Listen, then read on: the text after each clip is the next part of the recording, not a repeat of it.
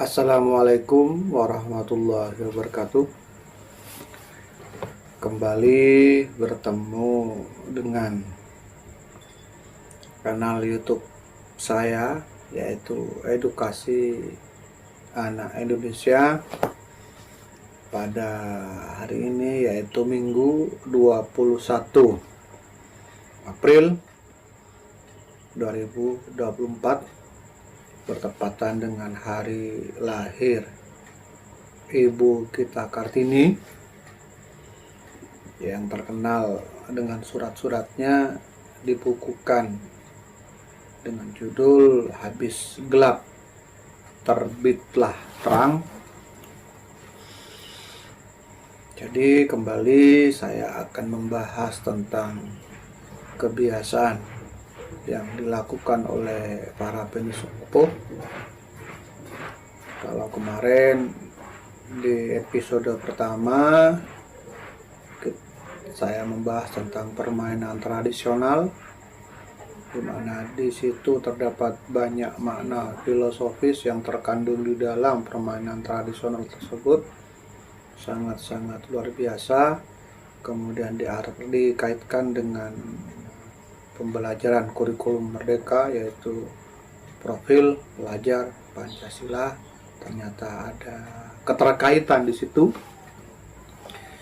Yang kedua, kemarin saya membahas tentang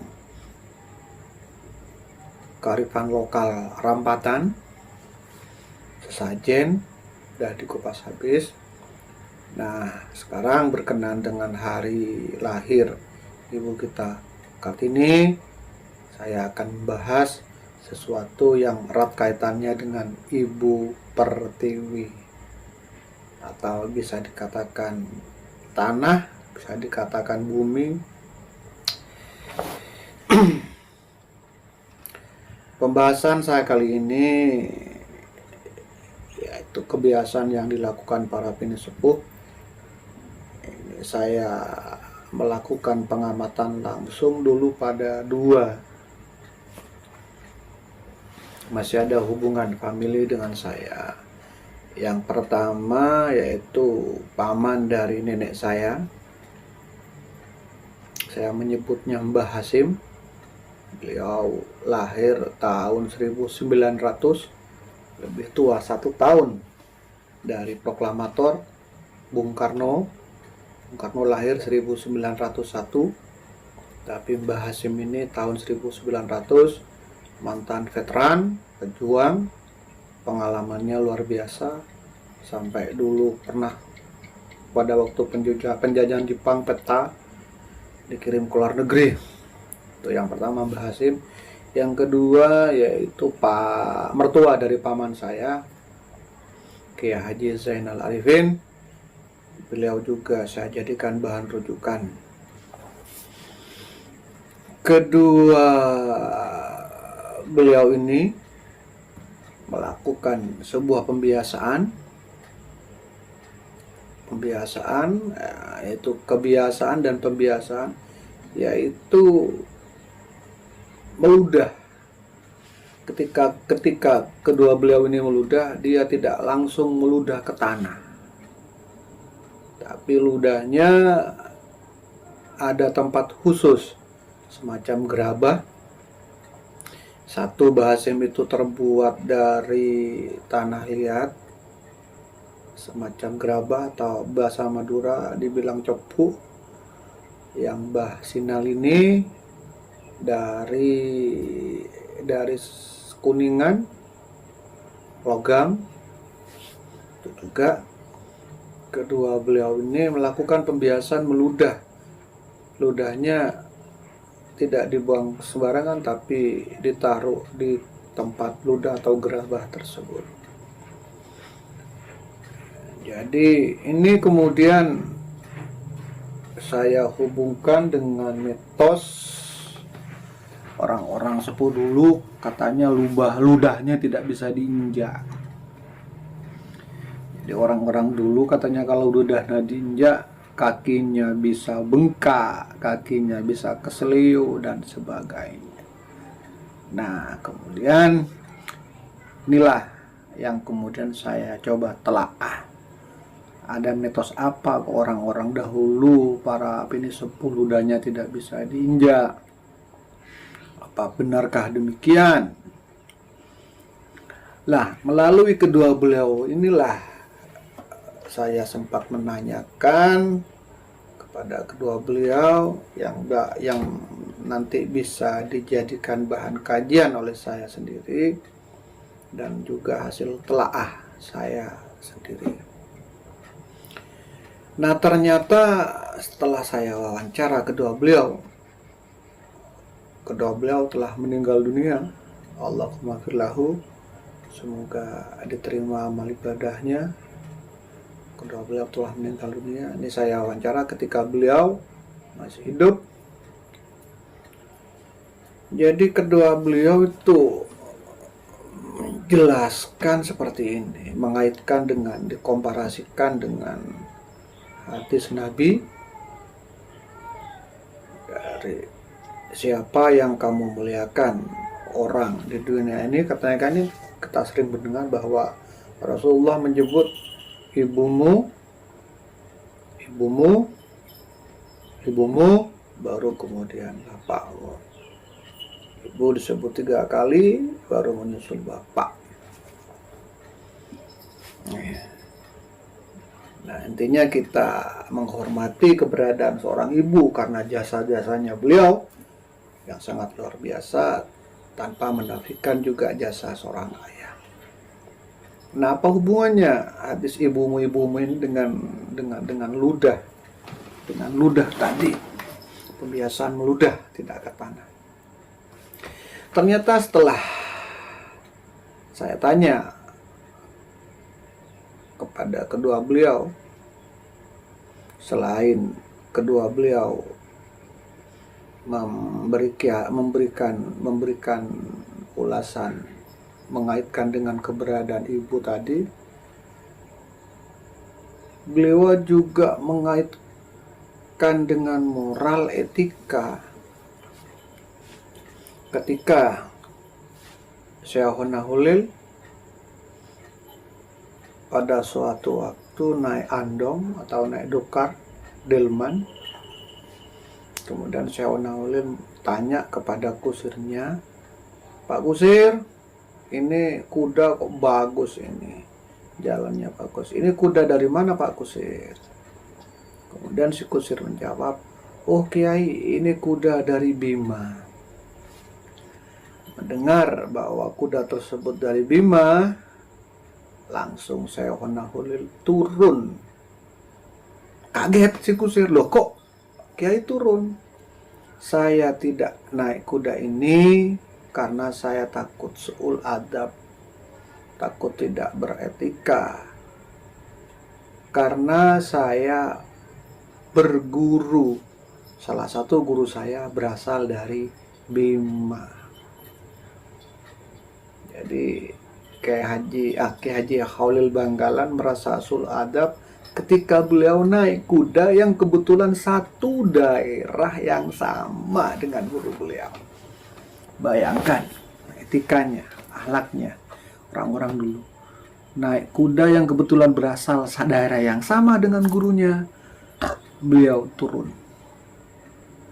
Nah, ternyata meludah tadi, narasumbernya Mbah Hasim dan Mbah Zainal, ketika saya tanya, ada keterkaitannya dengan moral. Mengapa saya tidak meludah ke tanah? Karena tanah, bumi ini saya ibaratkan adalah ibu. Ibu pertiwi, bumi, tanah air itu adalah ibu pertiwi. Bumi adalah ibu.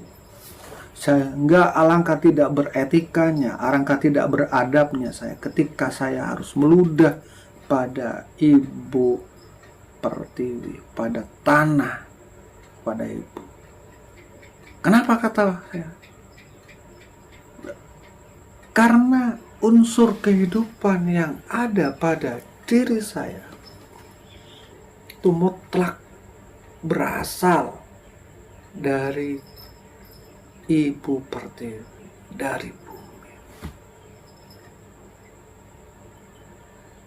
Kemudian lebih jauh beliau menjelaskan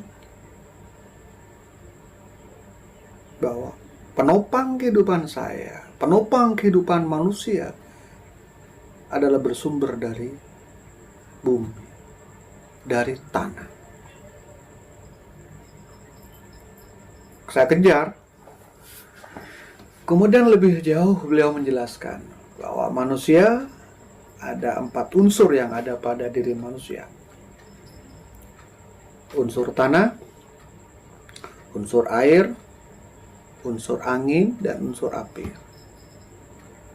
Keempat unsur ini semuanya ditampung di dalam bumi. Jadi bumi merupakan ibu atau sumber dari kehidupan. Tanah, bumi, sudah jelas unsur yang pertama adalah tempat di mana saya tinggal, tempat di mana rumah saya dirikan, itu di atas tanah. Kemudian, padi, jagung, tumbuhan yang saya makan, kata beliau, juga berasal dari tanah. Ditanam di atas tanah. Tumbuhan mengambil unsur garam mineral dari dalam tanah. Jadi saripati yang masuk dalam tubuh saya berasal dari dalam tanah. Rumah yang saya dirikan, kayunya berasal dari dalam tanah. Jadi sangat tidak beradab ketika tumbuhan yang saya makan, yang ditopang oleh tanah, merupakan tempat hidupnya. Kemudian saya melakukan kegiatan meludah tidak beretika kepada tanah. Tanah satu. Yang kedua, air. Air juga secara tidak langsung tersedia di dalam tanah. Samudra, lautan mengalami penguapan, menjadi awan, awan berkondensasi menjadi hujan, kemudian hujan masuk ke dalam tanah, ditampung di akar-akar pepohonan di dalam tanah, menyerap ke bawah menjadi air sungai bawah tanah. Jadi bumi atau tanah juga menyimpan air, di mana air merupakan sumber kehidupan bagi saya, bagi semua manusia. Pantaskah saya melakukan tindakan meludah ke tanah? Air di tanah katanya. Terus angin, katakanlah udara, bisa dikhususkan lagi, yaitu oksigen. Oksigen berasal dari tumbuhan. Ketika berfotosintesis, tumbuhan mengeluarkan oksigen. Nah, tumbuhan sendiri hidup di mana? Di atas tanah. Jadi secara tidak langsung oksigen juga berasal dari tanah. Karena tumbuhan hidup di atas tanah. Tumbuhan hidup di atas tanah, mengambil sumber garam mineral dari tanah, kemudian tumbuhan hidup berkembang dan melakukan fotosintesis, di mana hasilnya salah satunya adalah oksigen. Oksigen inilah yang kemudian dihirup oleh manusia. Jadi secara tidak langsung tumbuhan asal oksigen juga disuplai bermuara dari dalam tanah. Yang keempat, api. Jelas di dalam bumi terdapat inti api, yaitu magma. Di dalam bumi terkandung magma sebagai sumber api. Ketika magma keluar melalui gunung berapi, bersama butiran lumpur, jadilah dia lava. Jadi ternyata tanah, air, udara, api, semuanya menyatu dalam induk, yaitu bumi, ibu pertiwi. Apakah pantas saya melakukan tindakan meludahi bumi, meludahi tanah? Karena tanahlah penyedia semua nasir kehidupan yang dibutuhkan manusia. Alangkah tidak beretikanya saya ketika saya harus meludah ke atas tanah.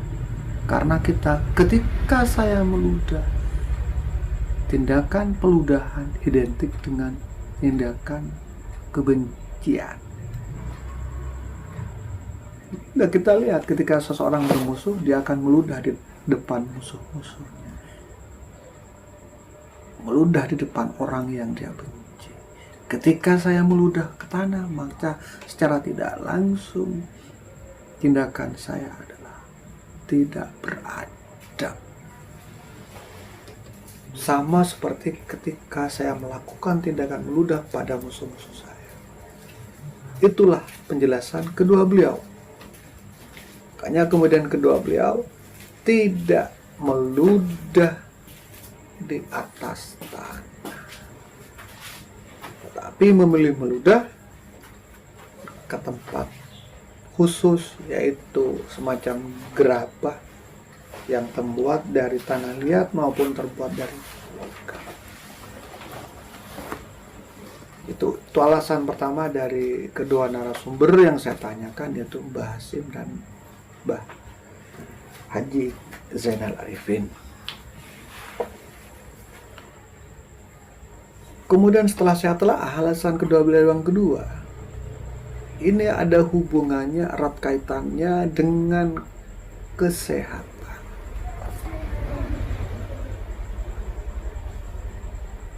Jelaskan ada adagium bahwa orang-orang terdahulu kalau diinjak ludahnya kamu akan sakit, kalau diinjak ludahnya kaki kamu akan bengkak. Ini ada apa?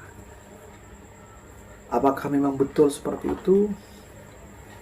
Nah, ternyata setelah saya telaah, setelah saya coba pahami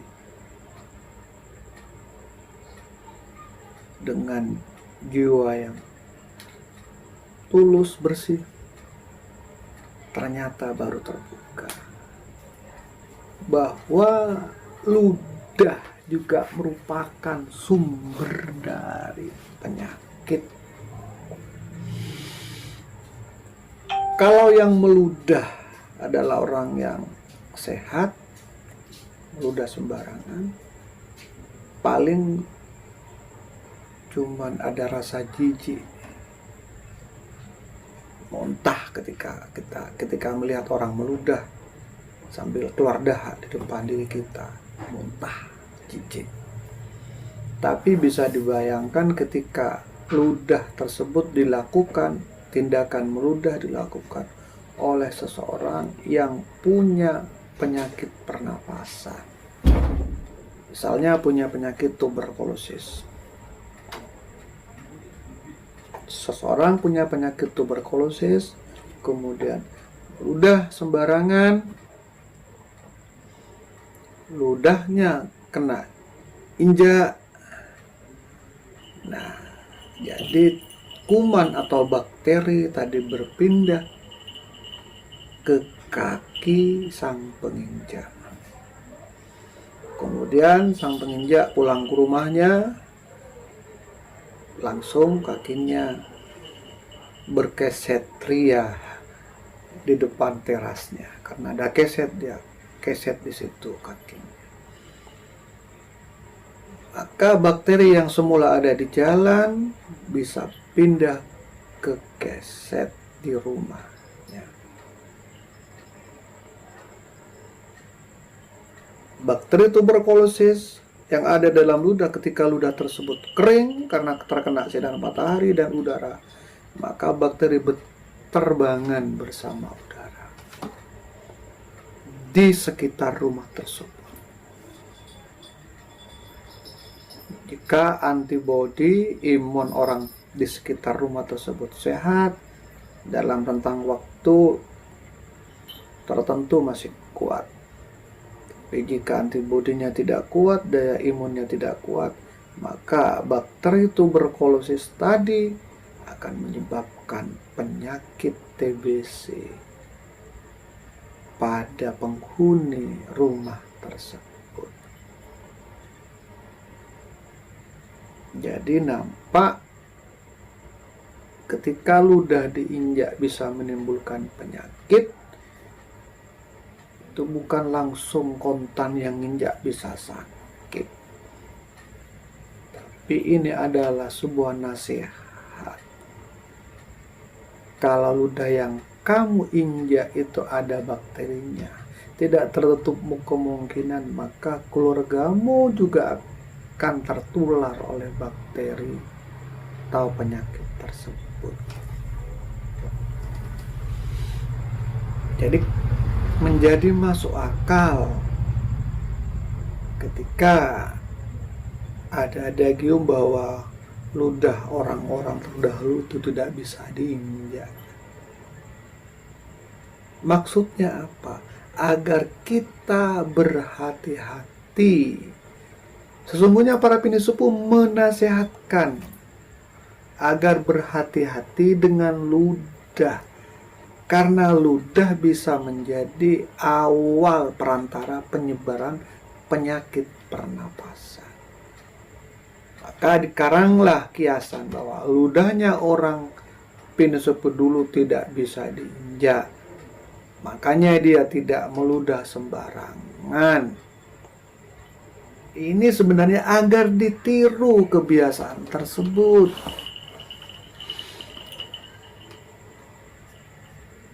Sehingga ketika ditiru semua oleh keberadaannya oleh semua keluarga, kita beretika ketika meludah, maka secara tidak langsung kita sudah meminimalisir penyebaran penyakit pernapasan.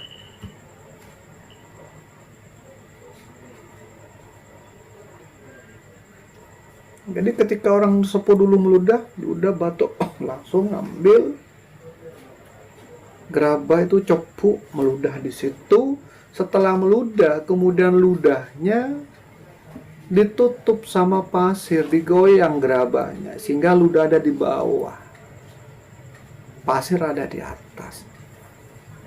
Ketika pasirnya sudah ada di atas, ludahnya di bawah, otomatis bakterinya sudah tidak bisa bermigrasi, tidak bisa menyebar karena sudah terhalang oleh pasir. Pak, tidak luar biasa.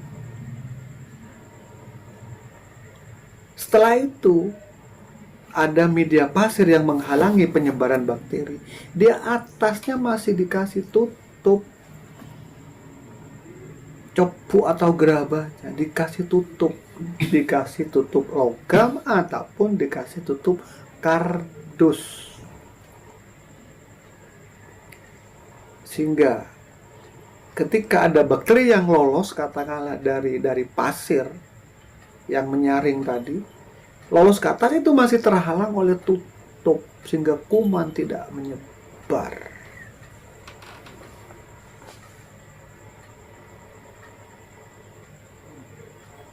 Betapa luar biasanya kebiasaan yang kita lihat sangat biasa ternyata mengandung hal yang luar biasa. Ketika pasirnya sudah basah semua dengan ludah, maka dibawalah gerabah, tidak juga dibuang sembarangan. Karena ketika dibuang sembarangan takut menular. Apa yang dilakukan? Menggali tanah, membuat lubang, kemudian ludah yang bercampur pasir dalam gerabah tadi dibuang ke lubang tersebut, kemudian ditutup kembali sehingga penyebaran bakteri kuman berhenti sampai di situ.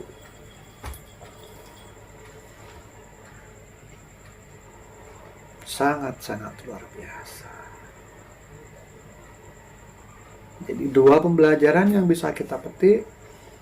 Yang pertama adalah moral etika, bahwa ketika kita tidak meludah ke tanah adalah menunjukkan moral etika pada bumi sebagai penyedia sumber kehidupan bagi diri kita.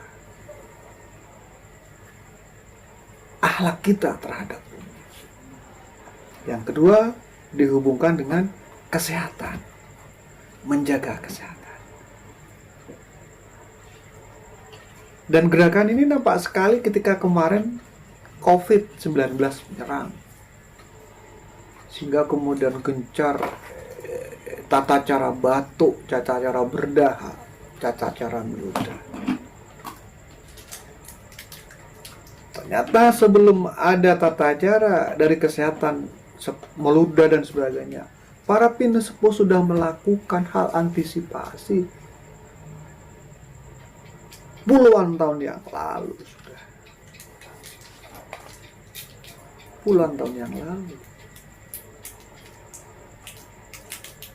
Jadi betapa luar biasanya kebiasaan yang sangat sederhana ini. Sebenarnya saya menjadi rindu, kangen kembali akan kebiasaan-kebiasaan ini. Toh kalaupun kita tidak bisa meniru jejak beliau para pinesepuh, etikanya terhadap bumi, paling tidak kita meniru dari segi kesehatan. Jadi ketika kita meludah, tutup pakai tisu, tutup pakai sapu tangan, kemudian ludahnya tidak kita buang sembarangan. Buang di tanah yang berpasir, kemudian kita tutup ludah tersebut dengan pasir, dengan tanah, dengan harapan bakteri, basil penyakit tidak menyebar karena sudah ditutup oleh pasir. Paling tidak kita meniru satu kebiasaan itu saja dari sisi kesehatan. Kalaupun kita mau meniru dari segi adab terhadap bumi, etika terhadap bumi, tidak mampu atau tidak bisa. Luar biasa.